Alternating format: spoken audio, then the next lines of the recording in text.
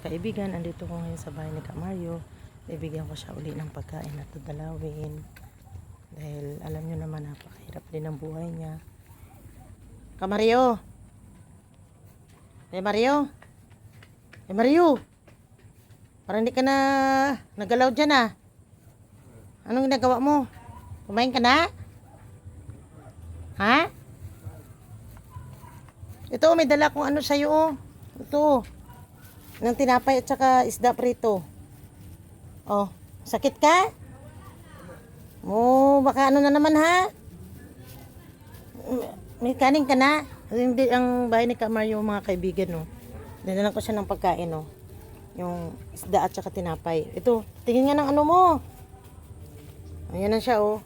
Oh, isda, tinapay. Nagmerinda ka na? Nagmerinda ka na? Ito may tinapay at saka isda prito. Ano ulam mo? Ayan na, may dalang kita ng isda prito. Dati nga yung kaldero mo. Ay, ayan ang kanin ni Kuya Mario. Oh. Kunti. Kain ka na, parang maliwanag pa. May dala ko isda oh. Dami, alam mo ka. Dapat dinagyan mo ng ano dito, nagpausok ka. Kuya Mario, ayan oh. Ano? Ayan oh. Tinapay. May paiga-iga sa Ka Mario oh.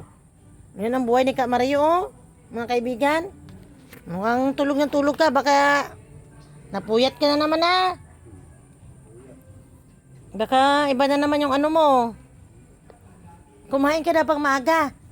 Ayun may prito ako tsaka tinapay. Dinalan kita. Ha?